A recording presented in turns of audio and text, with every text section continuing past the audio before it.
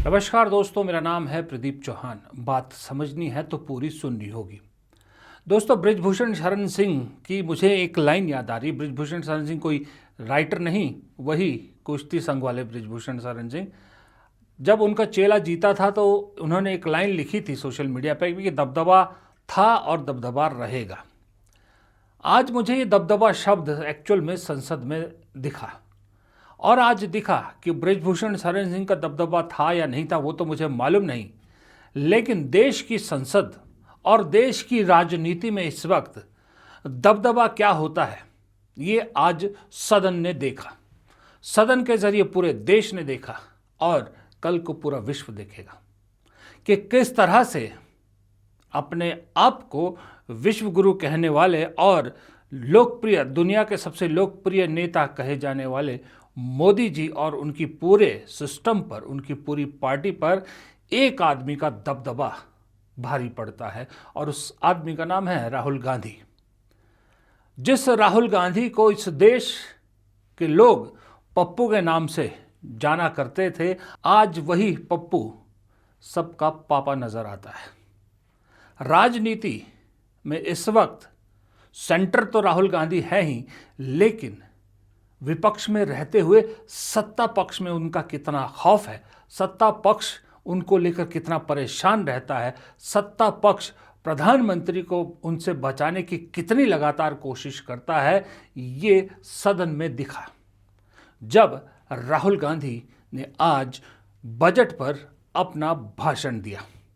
लेकिन बजट से ज़्यादा दबदबे का जो उदाहरण है वो सदन के बाहर नजर आए कि किस तरह से घबराते हैं बीजेपी के नेता, बीजेपी के मंत्री राहुल गांधी से। एक मैं आपको वीडियो दिखाता हूं, शायद आपने देखा भी हो, मैं फिर दिखाता हूं। जब राहुल गांधी का भाषण खत्म होता है अंदर बजट पे, उसके बाद बाहर मोदी सरकार के दो बड़े मंत्री प्रहलाद जोशी और अश्विनी वैष्णव मीडिया से राहुल गांधी के बारे में बात कर रहे थे कि अनर्गल आरोप लगाते हैं, और तभी राहुल गांधी वहां आते हैं अपनी बात रखने के लिए। वो नज़ारा देखिए, आपको उस नज़ारे में समझ में आएगा कि यूं लगता है कि सरकार है तो किसी और की, दबदबा किसी और का है। और राहुल गांधी क्या बात कर रहे हैं वो भी आप पूरी बाइट सुनिए।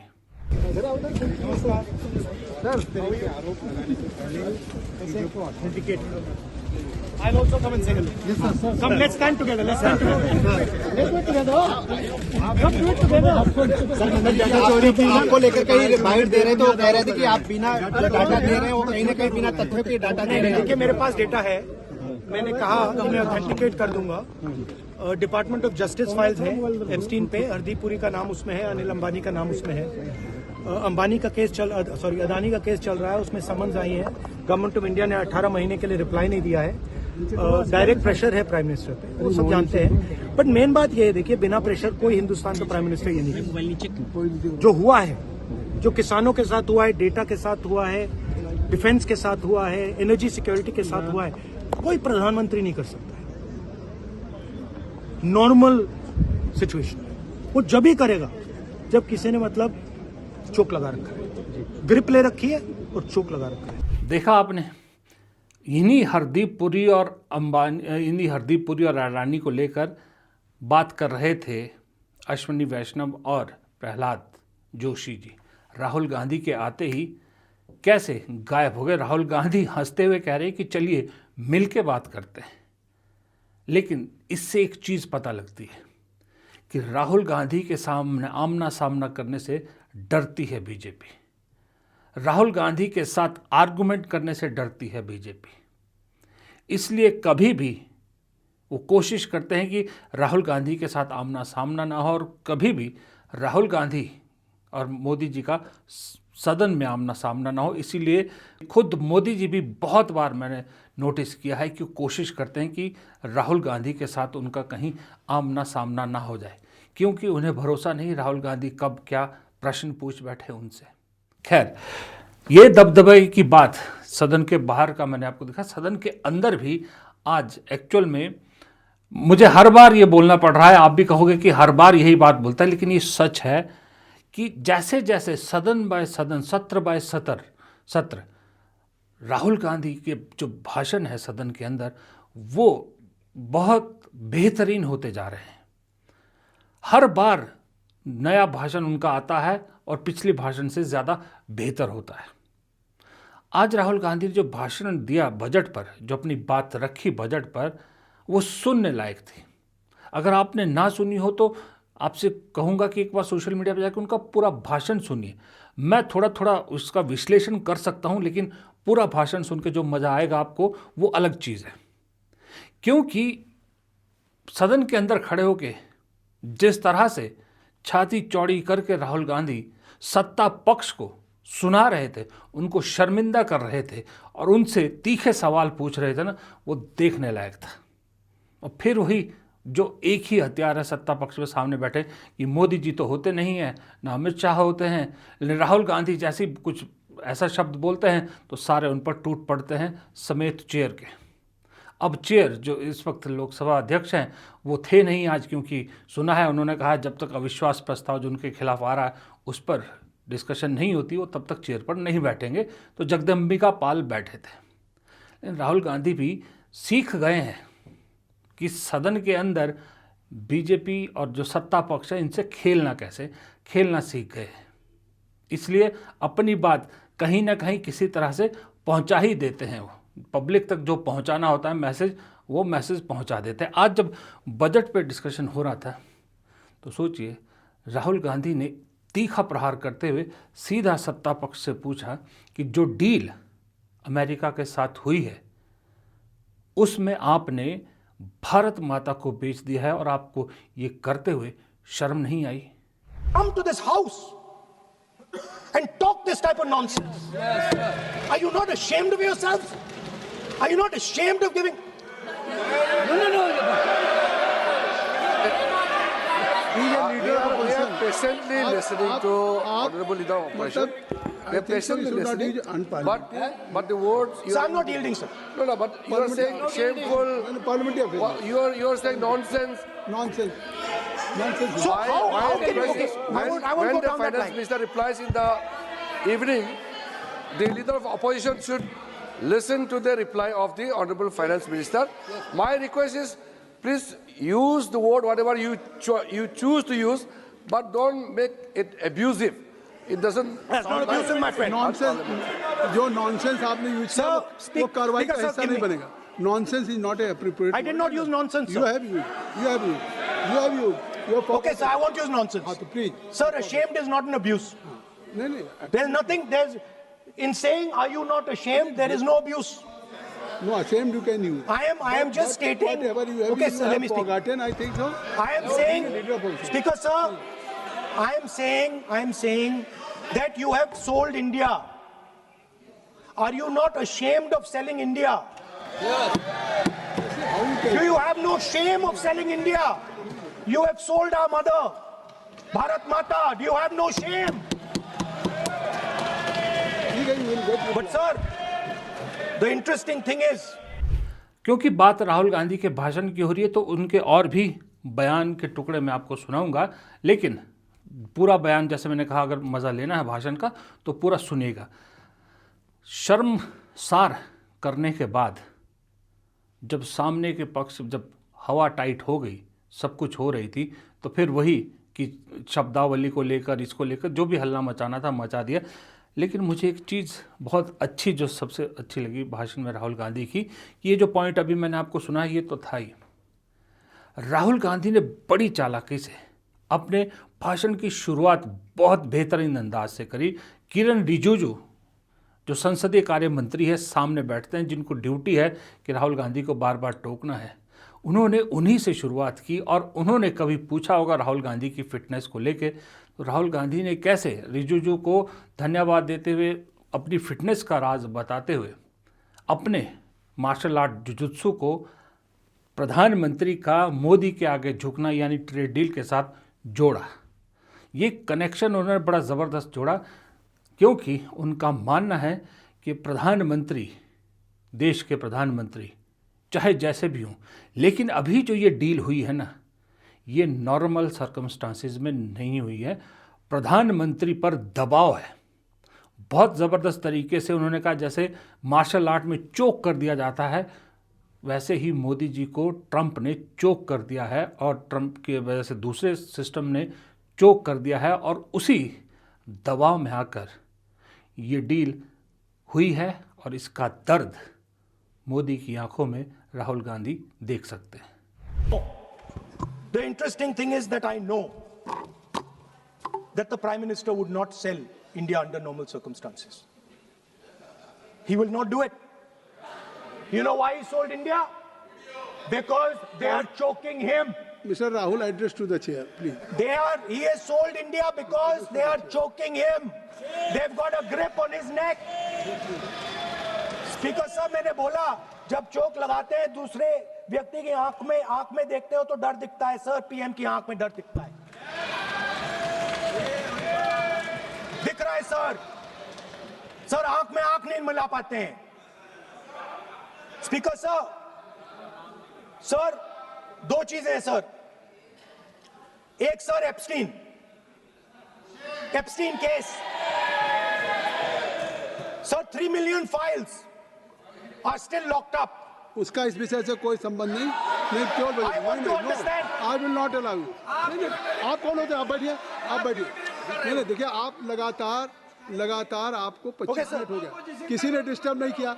Okay, Speaker sir, वो Epstein की बात नहीं कर रहा। is not related with the budget. Okay, sir, I won't say Epstein. I will not allow that. Will I'm not saying Epstein. चलिए। Speaker sir, at the center of our budget, if you look carefully, at the center of our budget, like I said, jujitsu में grip दिखती है, राजनीति में grip choke नहीं दिखता. At the center of our defense budget is a choke applied by Mr. Adani. So I'd like to talk about Mr. Adani and the case in the United States against Mr. Ambani, because that is a central part of the budget. वो भी सिर्फ allegation लगाना नेताओं का काम होता है, लेकिन बेहतर नेता वो होता है जो सिर्फ एलिगेशन नहीं लगाता, वो समस्याओं के साथ साथ उस समस्याओं का एलिगेशन के साथ या उन समस्याओं का निदान भी बताता है और एलिगेशन जो लगाता है उसके पीछे की वजह भी बताता है कि क्या तुमने गलत किया। राहुल गांधी ने आज भाषण में एक बहुत बेहतरीन पॉइंट रखा जिस पे बड़े बड़े विशेषज्ञ बात कर रहे हैं अमेरिका भारत डील में, लेकिन इस पॉइंट को ज़्यादा लोगों ने नहीं छेड़ा। वो है राहुल गांधी के मुताबिक भारत की सबसे बड़ी ताकत, और वो ताकत है डेटा। बड़े खूबसूरत अंदाज में राहुल गांधी ने एक्सप्लेन किया कि किस तरह से अमेरिका चीन का मुकाबला नहीं कर सकता, क्योंकि चीन के पास 140 करोड़ लोगों का डेटा है। अमेरिका चाहे भी तो भी इतना डेटा नहीं ला सकता, इसलिए अमेरिका को डेटा चाहिए था तो उसने भारत को दबा दिया और भारत ने अपना डेटा ट्रंप को सौंपने का जो है वो अनुबंध कर दिया। उन्होंने कहा कि डेटा सबसे बड़ी, सबसे ज़बरदस्त हमारी ताकत थी, और देश को, सबसे बड़ी बात है, देश को ये संदेश भी दे दिया उन्होंने, इशारों में दिया कि अगर मैं देश का प्रधानमंत्री होता तो टेबल पर ट्रंप के साथ कैसे डील करता। If the India alliance was negotiating with President Trump, I will tell you what we would say. The first thing we would say is, President Trump, the most important thing in this equation is Indian data. You want to protect your dollar? You want to protect your dollar? We are your friends. We appreciate you. We want to help you protect your dollar. But please remember that if you want to protect your dollar, the biggest asset that can protect your dollar is lying with the Indian people. अब जाहिर सी बात है, कुछ नाम राहुल गांधी ने अपने भाषण में लिए, जो नाम मैंने कहा ना चारों कोनों से घिरे हुए हैं। अब वो मार्शल, जो माफ़ कीजिएगा, वो जनरल नरवाने वाली किताब का जिक्र तो पीछे छूट गया, तो अब एप्स्टाइन फाइल्स, अदानी, ये सब नाम जब लेते हैं राहुल गांधी, जैसे उनके मुंह से निकलते हैं तो जाहिर सी बात है सरकार सत्ता पक्ष हिल जाती है। तो आज भी वही हो रहा था, जैसे इस पे नाम लिया जा रहा था वो फिर खड़े हो जाते हैं सारे के सारे पक्ष वाले विपक्ष पर हमलावर होने के लिए और एलओपी पर हमलावर होने के लिए। लेकिन एक चीज़ मैंने पिछले 2-3 सत्र से नोट की कि जैसे आपने देखा होगा सदन में मोदी जी आते हैं तो पूरे एनडीए का खासकर बीजेपी के सारे सांसद खड़े होकर, या उन्हें कहा जाता है, या बहुत से पत्रकारों ने ये कह दिया है कि पहले मैसेज आता था 15 मिनट पहले कि सबको सदन में पहुंचना इतने बजे, और कहा जाता है सबको कि मोदी मोदी के नारे लगाने हैं। अब मोदी जी जब आते हैं, आपने देखा होगा मोदी मोदी के नारे लगाते हैं, जिससे ये मैसेज देने की कोशिश की जाती है कि पूरी पार्टी मोदी जी के पीछे खड़ी है, आंख बंद करके खड़ी है। ये मैसेजिंग होती है। ठीक वैसी ही मैसेजिंग अब सामने वाले बेंच पर भी होती है। जैसे ही राहुल गांधी यानी लीडर ऑफ अपोजिशन बोलते हैं या उन्हें टोका जाता है या उनकी बात पे कुछ ऑब्जेक्शन किया जाता है, जो रोक टोक होती है, तुरंत पूरा विपक्ष खड़ा हो जाता है। एक सुर में सत्ता पक्ष पर ट्रेजरी बेंच पर टूट पड़ता है। यानी जितनी ताकत अब ट्रेजरी बेंच की तरफ से दिखाई जाती है, उतनी ही ताकत लीडर ऑफ अपोजिशन के पीछे विपक्ष भी दिखाता है। ये मैसेजिंग का खेल होता है सारे का सारा। और शायद इसीलिए ये राहुल गांधी की ताकत और बढ़ गई, और इसीलिए शायद सत्ता पक्ष राहुल गांधी की वजह से इतना परेशान रहता है।